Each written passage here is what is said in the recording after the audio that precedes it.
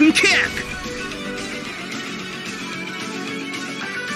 Welcome back to Honored Madman. I hope everybody's doing well. Today we're going to be talking about the Frenzied Lord Midra and the Abyssal Woods that he lives in, as well as his manor and all that. He's one of the remembrance bosses from the new DLC. And while I do plan to do like a hour-plus long video covering all the remembrance bosses and all the lore I could find about them, I wanted to do this separate video because I really liked the Abyssal Woods. I liked how it was executed, and I feel like they really accomplished what they were trying to do with this region of the map. And by the time that we, the player, find ourselves in the Abyssal Woods, the place is lousy with the Flame of Frenzy. I mean, absolutely riddled with it. And we've seen areas that were heavily afflicted by the Plague of Madness, the Frenzied Flame, in the past. These plague zones are usually marked by a yellow-orange flag, letting everybody know in the region not to come anywhere near, and that you're gonna go crazy. Your eyes are gonna burn out of your head if you set foot around here. So we know from the base game that there's a number of different ways that the Flame of Frenzy sickness or affliction can take root in a person or a region. By now everybody knows the story of Dragon Knight Vyke, the Tarnished who was favored by Lanasax and the Dragon Cult of Leyndell, who attempted to become Elden Lord but was convinced, presumably by Shabriri, to go inherit the Frenzied Flame in an effort to save his maiden from having to burn herself at the Forge of Giants in order to burn the Erd Tree. He did this to save his maiden, essentially. He supposedly made direct contact with the Three Fingers at the Frenzied Flame prescription, but here's the thing, he didn't get naked because we see the fingerprint burns on his armor, so I'm guessing the inheritance didn't really fully take. And his maiden either offed herself after she saw what he did or died from the exposure to this guy who's now emanating the Flame of Frenzy. This essentially made him a broken man, and the spirits of the nearby church acknowledged that he was never their lord after all. He was too weak. And he wasn't the first to be too weak to truly inherit the flame, so it's not really his fault. So now he just hangs out at a church near the Frenzy Flame Tower that produces a giant flame eye of the Flame of Frenzy that is maintained by like 5 or 6 of these plagued peasants. It seems to be that Vyke's presence here led to the plague outbreak that's now afflicted the aptly named Frenzy Flame Village and obviously the tower I just mentioned. Now, there are also plenty of ways that one could become afflicted with the Chaos Flame that didn't involve any direct contact with the Three Fingers. For example, there's Castellan Edgar, a banished knight whose daughter is murdered, and then he embarks on this quest of revenge that involves brutally murdering a bunch of misbegotten. There was also Yura, who I've talked about in the past, basically this guy who calls himself a bloody finger hunter and has dedicated his life to hunting down and killing Mog's bloody fingers, other Tarnished. Mainly because his old girlfriend left him and decided to join up with the horned demigod, all because she wanted to become a demon. But this act of hunting his own kind eventually takes its toll on Yura, and as we see halfway through his journey, he's starting to lose himself a bit. He's starting to hear the sounds of insects, and eventually he loses his life and his body, and it becomes the host for a frenzy demon named Shabriri. A figure who once existed long ago but had his eyes gouged out for the crime of slander. It's said that he was executed a long time ago, but he appears to have lived on within the Frenzied Flame itself. Hence the title Frenzy Flame Demon. He's able to possess people. He says Yura gave him his body willingly, and that might be true. I've made a video about it that might be kind of outdated. But he's able to assume direct control of people who have been afflicted by the Flame of Frenzy, who are starting to show signs of succumbing to it. He seems to have an easy in when it comes to possessing those individuals. There isn't a whole lot known about Shabriri, but he's likely the most prominent figure that's associated with the Frenzied Flame. It's even said that the plague of the Frenzied Flame of Madness began with Shabriri. He's referred to as the most reviled man in history, and it's said that after his eyes were gouged out, after a time, the orange flames of frenzy began to reside in his empty sockets. There's also a number of things that are associated with the Flame of Frenzy that are named after Shabriri. For example, a Shabriri grape is just the eyeball of someone who was afflicted with the Flame of Frenzy that was removed before it burst and became a yellow ember. And yellow embers are one of the most common things you could find in a land that's been afflicted by the Flame of Frenzy for that exact reason. The sickness takes your eyes first, and then after they burst out of your head and become those yellow embers, then you have just fire eyes, like like these goats here. So we have a handful of cases where the Flame of Frenzy sort of just manifested in a particularly hopeless environment. For example, the Battle of Mount Gelmir, one of the most horrific places you could find yourself on either side of this war. The plague itself is located mainly at the top of Mount Gelmir, and it's kind of just concentrated to a handful of Landel soldiers. So the main factors in its appearing seem to be killing your own kind and just an utter feeling of hopelessness and despair, essentially existing as the world's downtrodden. Edgar hunting Misbegotten could be similar to this, as Misbegotten could technically be his ancestors as a banished knight. He could be killing his own kind without even realizing it. But yeah, we're just trying to set a precedent for what causes the Flame of Frenzy. I don't want to get too off topic. We're here to talk about the Abyssal Woods and Midra. This is definitely going to be one of those more laid-back, ramble-style videos as opposed to the last one. Also, quick side note, this Abyssal Woods also happens to be one of the few places in the DLC where these horned white glowy kind of owls can be found. Now they seem to be owls that are particularly close to the Crucible. They're Hornsent owls, and what's curious about this is that this region has been declared forbidden to all Hornsent. It says that the wise know to stay away, and this even includes Torrent. I mean, he's a Hornsent horse and whatnot. He wants nothing to do with this region because, well, the Flame of Frenzy can burn even spirits, which he happens to be, so he has a reason to not want to come out during the trek through the Abyssal Woods. Anyway, though, these owls can be found other places, like I believe I found a few of them in Charo's Hidden Grave, the upper region of the Cerulean coast. So they aren't exclusive to the Abyssal Woods like I initially thought because of their little orange eyes. I mean, that's just kind of how owls' eyes look.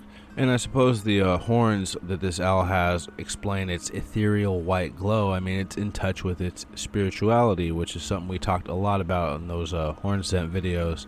The horns essentially, while being invocative of the divine, they also signify spirituality and a connection with spirits, which also sort of explains the omen's connection with the wraiths much further down the road, but that's of course a story for another video. I'm also told you can find a turtle like this as well, but I haven't come across it myself. I believe someone sent me a clip, however, so I know it's out there, I just don't know where.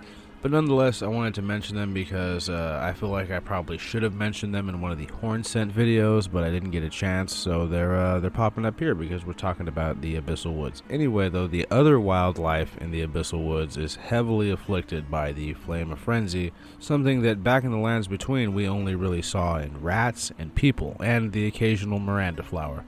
But here it's even extended to the wildlife, like those weird deer, goat things, the goats themselves, the rabbits. They all have glowing Flame of Frenzy eyes like a frenzied person. And with how foggy the Abyssal Woods are, it really adds to the spooky aesthetic that they got going on there.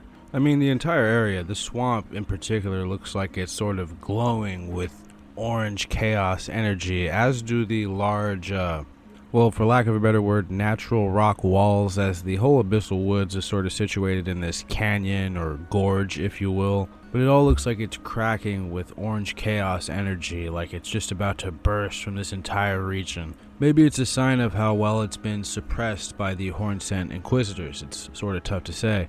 But you'll find all the hallmarks of a frenzied land here and more as you would in the Lands Between, or rather the rest of the Lands Between. You'll come across the iconic branch of yellow, which itself is a, well, sort of a two birds in one stone kind of herb. It's a pain reliever, but also a dangerous intoxicant, so, you know, it can be a pretty fun time. This area also has its own breed of dragonfly type bugs that sort of lazily fly around, carrying Shabriri grapes. They're called winter lanternflies, which is a name I can't get enough of. And it's said that upon seeing these, the wise know to stay away. They're said to be heralds of the aged ones, or the aged untouchables, which we will get into in just a little bit. So between your horse abandoning you, all this frenzied wildlife, bugs even, in this forbidden swamp that is also riddled with the frenzied inquisitors who once carried out a genocide here, it certainly sets a certain kind of tone for the region.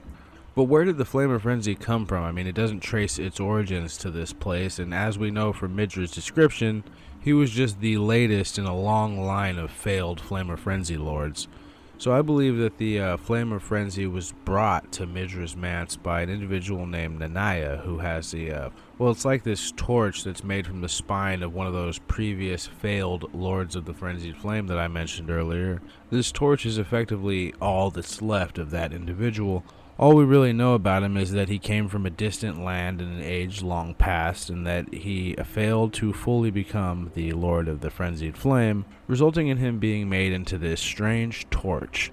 Now, I can only imagine that whoever he was somebody who was important to Nanaya. Otherwise, why would she care about this torch? Why would she cradle it gently? And again, I could be wrong, but whoever this torch was likely somebody of some sort of significant importance to Nanaya, herself a character we know very, very little about. Although it's possible she may have acted as a guide similar to Irina from the main game, who leads us all the way to the Frenzied Flame prescription, where we're able to inherit the Frenzied Flame of Chaos and burn the world if we so choose.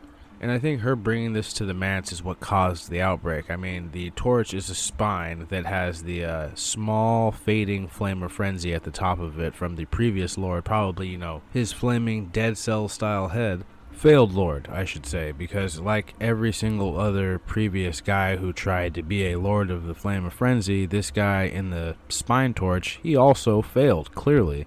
Nanaya was clearly enthralled by the flame, and she seems to be some sort of Flame of Frenzy maiden, similar to Hyetta.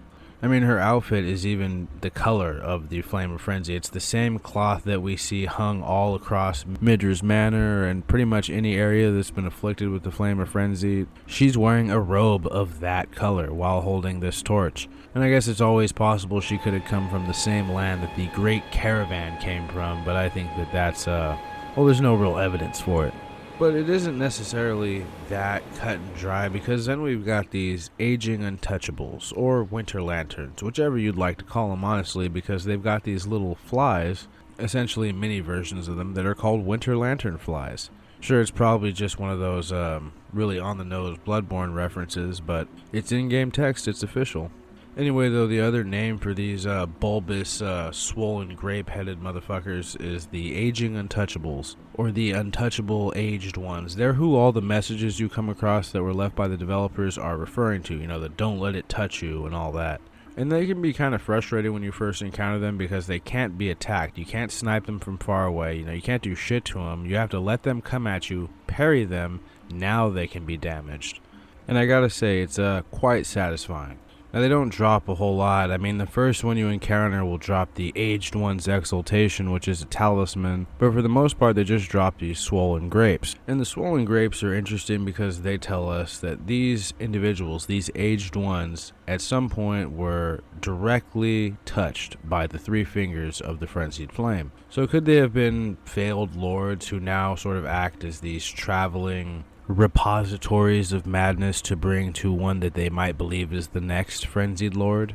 And I do believe you're supposed to avoid these guys. I mean, that's what all the messages say. The game seems to want you to travel in the tall grass, crouched, and sort of sneak around them. But if you look closely, you'll notice some strange looking plants in some of this tall grass. These look like some sort of Shabriri grape plants of some kind, or just some madness plant. And these things instantly alert the Aged Ones to your location, and they then home in on you, and you have to either parry them or run.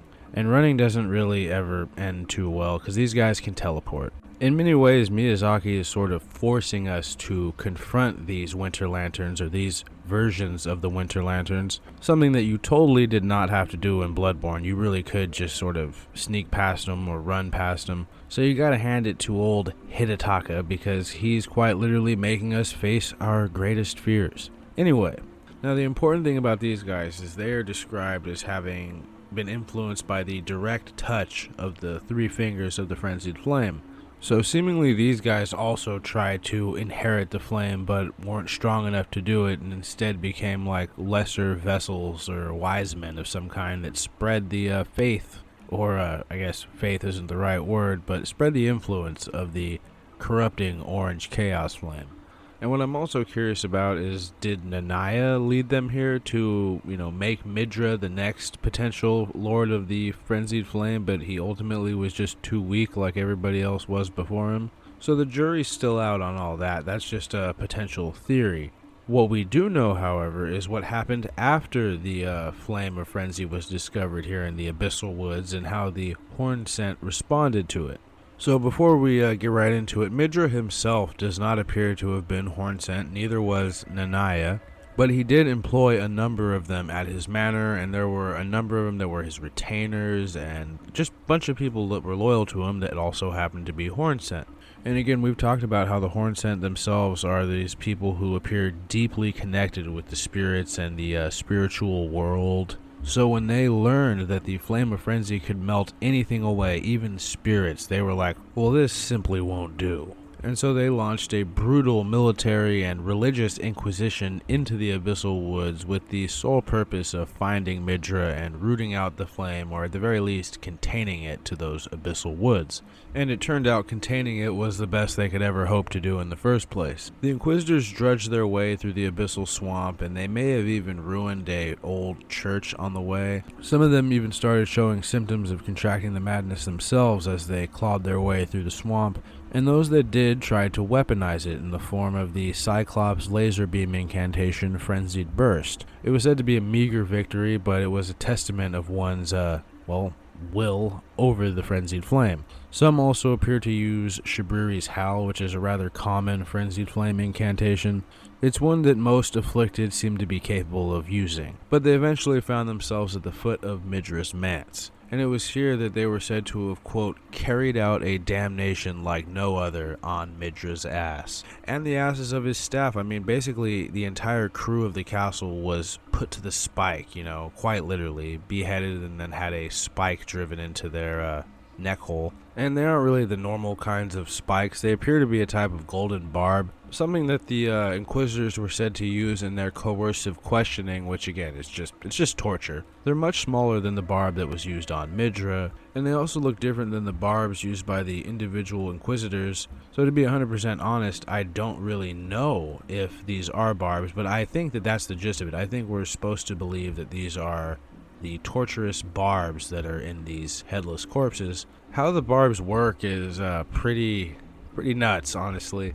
It enters them as a spiral, like a coil thing, and then it opens up once it's been driven into their head, and the barbs, if you will, go throughout the entire body until they wind up looking like this. Now, it is possible that Midra got a impressively large barb shoved into his head. The other executions appear to have been done with smaller golden barbs, and it's currently unknown if they work the exact same way as the big barbed spear that's driven through Midra's head. That does, in fact, though, look like the weapon used by Elder Inquisitor Jory, the leader of this Inquisition that was sent into the Abyssal Woods to hunt Midra and his followers down, while others assuredly fled into the depths of the swamp to escape the Inquisitors. And again, I have to mention that most of these castle staff were also Hornsent, so these Hornsent Inquisitors were literally carrying out this damnation on, for the most part, their own people. And this had some very interesting side effects. So those who managed to flee from this butcherous bloodbath that was carried out at Midra's manse by the Hornsent Inquisitors, well, they, being Hornsent themselves, took hatred to a whole new level. I mean, these guys were about as metal as it gets. They stitched together gloves made from the flayed skin of the other individuals who were slaughtered by the Inquisitors, apparently eyes included, and these gloves were used to inflict madness onto the people they were hunting. These guys were effectively hunting the hunters. They were carrying out a revenge act against the Inquisitors for, coming into their home and slaughtering all of them. It's said that the gloves were forged of an unyielding black impulse towards revenge fostered in those who were hunted down as heretics by their own brethren. These are the weapons of the utterly downtrodden. And I can only imagine that these individuals were significantly afflicted with madness themselves, as it's all very similar to Yura, the bloody finger hunter, hunting his own kind. Oh yeah, another side note, there also appears to have been a perfumer who got lost in the Abyssal Woods at some point and decided to create a type of Frenzy Flame perfume bottle. It's really only useful in PvP, but it's an interesting weapon nonetheless, and it felt like it was worth mentioning here. Alright, so on to Ouchlord Vivaldi himself, Lord Midra. So yeah, obviously this guy ain't looking too hot. And sure, his first phase, if you can call it that, is sort of a joke anyway, but you gotta give him credit. He's got tremendous moxie for his size. And it's worth noting that presumably before Midra's torture began, he was given one word by Nanaya, and that word was endure, which of course was in reference to the pain and internal agony that the golden barbs had inflicted upon him while he was being eternally tortured by the Hornsent. Now the word endure in his remembrance is described as a curse, not unlike how duty is compared to a gnawing curse in one of the source seal descriptions. But in this case, I believe that Midra's enduring of all of this horrific pain and torture allowed him to become a vessel for the Frenzied Flame, not a permanent one as he was too weak, but he was strong enough to become a host of some of its power as we see in the fight. I mean, he manifests the Flamehead. However, that's only after violently pulling the golden barb from him, which removes his head in the process, and then using the instrument of his torture as his weapon against us. It's pretty cool. When I first saw him, I thought he had to be some sort of Frenzy Flame version of the Gold Mask because of his outfit. And like many others, I was really bummed out when we didn't get his flame head as a mask we could wear. But yeah, I believe that his enduring of the pain is what allowed all of this madness to sort of take root within him. And he was never going to become strong enough to become a full frenzied lord, but he was strong enough to do some damage as like I said, as a halfway host of the frenzied flame's power. And yeah, again, he's described as weak, but that's just in the terms of him not being able to become the vessel for a literal god. I also like how angry he is at us when we enter his boss room. He's like, "You fool." The sort of, "you have no idea how big of a mistake you've made" sort of thing. And then he just sort of runs at you on all fours like a madman with that arc through him. It's a pretty cool moment. He fights truly like a mad dog in that first phase. He's definitely not weak in terms of will if he managed to resist succumbing to the Flame of Frenzy through all that torture for all that time. And he can manifest that flame head, which we saw it took like 10 of those Frenzy Flame priests in the Frenzy Flame Tower to pull off. So he's got to at least be a degree of power above Vyke.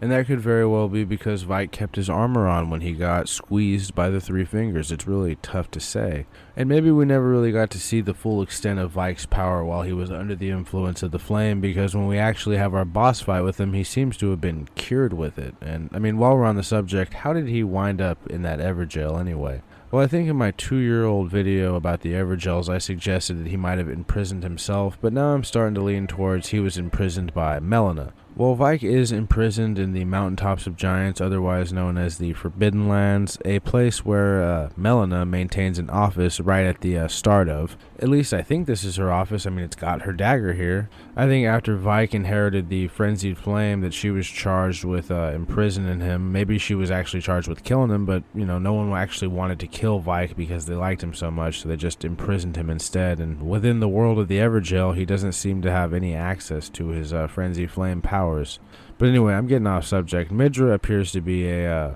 bit stronger than Vyke, but still not strong enough to become a lord himself. He's not as strong as us, the player, which is obviously made evident in his fight. But there's just something about this boss, he's got a flaming head. His weapon is the device that was used to torture him, and he's located sort of so out of the way in this really fucked off part of the map full of weird shit. And his mansion and the woods surrounding them paint a very fun story about what happened here, in my opinion. At least that's my read on all of it. One other thing I wanted to talk about was Midra's portraits. So these paintings both double as illusory walls, and the first one appears to be the manor and the woods surrounding it during a better time in its existence. It sort of looks like this ideal place. I mean, it looks like the same sort of environment that we find in the shaman village, which personally has led me to thinking that Midra himself could have been a Newman or had relations with the Newman. We don't really have any examples for a male Newman, so they might not even exist. However, the Newman would have had to reproduce somehow, and I imagine they would have taken humans as consorts to at the very least reproduce. Perhaps Midra is one of these individuals. I mean, he seems like a worthy manor lord. So I think either he himself was a Newman or he was a husband to a Newman woman, perhaps Nanaya. I mean, it seems like the two are a married couple of sorts. At least that's the type of vibe I got from this second portrait. It clearly depicts both Midra and Nanaya in better days as well. Her eyes are of course obscured, so there's a good chance that she may have already lost her actual eyes and had the yellow fires of the Flame of Frenzy in their place. Midra looks like he's wearing Morgoth's outfit before it became all raggedy, and Nanaya is resting one of her hands on his shoulder. Now obviously this painting doesn't tell us anything explicitly, but it shows us that Midra was very fond of Nanaya, and Nanaya likely had considerable influence on Midra and his court, meaning she likely had a hand in steering this whole ship in the direction of madness. But what I do wonder is what's Midra's connection with the Gravekeeper watchdogs or the imps? I mean, he seems to use their crest or their symbol as his brooch. Could he be the mysterious golem crafter? I mean, we see a whole bunch of other golems, new golems if you will, in the DLC that aren't really related to the Gravekeeper watchdogs or the imps. I mean, we do get some new imps as well, and that's all stuff I'll probably have to cover soon. But yeah, so I don't really have a lot of definitive answers in this one. I just have a lot of, I guess, ideas to propose. One thing I am curious about is, did the three fingers come from Meteor? Is it one of her corrupted offspring that we hear Ymir talk about? The frenzy seems to have some connection with the great beyond, you know, the sky, the heavens, due to Estel, Stars of Darkness, being buried deep beneath the Yellow Annex tunnels, which itself is beneath the Yellow Annex ruins, which is of course basically a frenzy flame Shadow Moses patrolled by frenzied giants, frenzied soldiers, and of course frenzied rats. Maybe frenzy occurs when you learn the truth of the world, you know? Maybe it happens if you happen to learn that Meteor, the mother of all two fingers, the guides of the gods, actually has no real connection with the greater will, or hasn't heard a word from it in eons. Perhaps it begins occurring in those who learn that their faith has been in something that's based on a lie. The alternative is that the frenzied flame just chooses to appear as the three fingers because this symbol of fingers and hands is something that the people of the lands between are familiar with. So if it has the knowledge that the demigods and the tarnished follow the will of two fingers, and it knows that the average hand has 5 fingers, then appearing as the missing 3 and claiming to know the truths of the world seems to add up. So the three fingers in the Flame of Frenzy all claim to be of something known as the One Great, and it seems to be some type of powerful outer god of some kind, another space entity essentially. And perhaps this One Great is something that opposes the greater will, which itself is a space force that one time gave Meteor a signal and never again. Perhaps the One Great is the reason why Meteor or any of the fingers never heard anything from the greater will ever again. Maybe they were opposing forces out there and the One Great prevailed. And that could explain why it's currently exerting the hell out of its influence on the lands between, and the greater will seemingly isn't opposing it. I think that's certainly a possibility. That's of course just one takeaway. There are alternatives. So far it's one of the greater mysteries of Elden Ring, but it's one that I intend to come to a solid headcanon conclusion for at some point or another. But anyway, and I actually think Midra is a great boss. He's not my favorite new Remembrance boss in the game, but he's up there. I really like the Abyssal Woods, and you know, his whole thing as a whole, I think that's pretty awesome. I'm also going to be covering Meteor, Mother of Fingers, and Ymir next, so we're going to talk about them a lot too. It's actually hard for me to pick a favorite boss in this DLC out of the new ones, but as far as appearances go, I think the Putrescent Knight is probably the coolest looking one. At least he's my favorite in terms of appearances. His fight was also good too, but I feel like I need to fight all these bosses again to get a real opinion out of who's my favorite and who's my least favorite. Midra's got to be up there though. His presentation is top fucking notch. But yeah, either Ymir or Saint Trina is going to be covered next. That's the surprise random video I have planned for next, but I'm already getting ahead of myself. I believe that's everything I wanted to say about Midra and the Abyssal Woods, but again, there could be a lot more for me to cover, which I'll probably get into when I cover all of the Remembrance bosses in one big video. This is just sort of my lore thoughts on the area for now, if you will. Anyway though, I hope you guys all found it entertaining and at least somewhat informative or amusing. If you liked it, please like it. If you disliked it, please dislike it. And if you like hearing my rants on the various topics in this DLC and other games. And again, I'm going to branch out to TV and movies too. Please consider subscribing. We're really just getting started here at the Honored Madman Broadcasting Station. But yeah, enough of all that. Let's have our outro and then some final thoughts, shall we?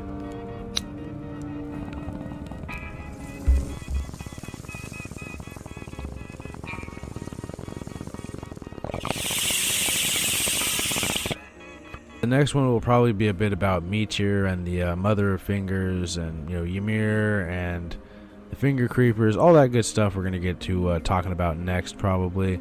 I also want to do something on all the new dragon lore as well as Saint Trina, so it's kind of tough to say which one it will be exactly next, but it'll be one of those four. Then I want to do something on all the NPCs, and then something on all the Remembrance bosses, and then I should finally be able to get around to covering some TV and movies. I really want to talk about Snowpiercer Season 4 when it comes out, because Season 3, it wasn't as good as Season 1 and 2, but I still find the show very enjoyable, and obviously parts of it, require a great deal of suspending one's disbelief. I mean, the entire premise of it does, but it doesn't really bother me. I love sci-fi shows, and if it's entertaining enough, I'm willing to suspend all disbelief anyway. And Stephen Ogg killed it as Pike, and the main character is serviceable. He has his moments. He has other moments where he's very frustrating. I mean, that's kind of the par for the course when it comes to these kind of shows. But I love a lot of the supporting characters, like Bess. She has great hair. She's actually probably one of the only main sort of characters that doesn't frustrate me from time to time on this show. There's honestly a lot of good reasons to watch the show. If you ever watched Yesteryear, the dad from Yesteryear is in it playing a great character. It's pretty solid. Obviously, it's not the same tone really as the movie. A movie that I really love. It's probably my favorite Bong Joon-ho movie, which isn't an unpopular opinion, I suppose. But I think it's definitely worth the watch, and I'm glad AMC picked it up for this final season. I'm definitely going to be covering it, but I think it's going to be like a weekly thing, and I don't really like to talk about shows until the whole season's out, unless something big happens or unless the season's just really bad. Like, I might get around to talking about The Boys before the season ends if this week's episode doesn't finally redeem it for all the nonsense we have to keep sitting through. And of course, we're going to talk a lot about the new season of House of Dragon, which finally started fucking ratcheting up. Again, though, here I am rambling about all these various TV shows, and I just need to stick with it and actually produce the content, don't I? But I'm in good spirits. There's a lot of videos I want to do, and I'm starting my second playthrough of the DLC for more footage and to see if, to turn over some more stones. So with that, I will be leaving you guys, but we will be seeing each other again very, very soon. And as always, I hope you guys stay safe, and until next time, see ya. Burn the Erd Tree to the ground and incinerate all that divides and distinguishes.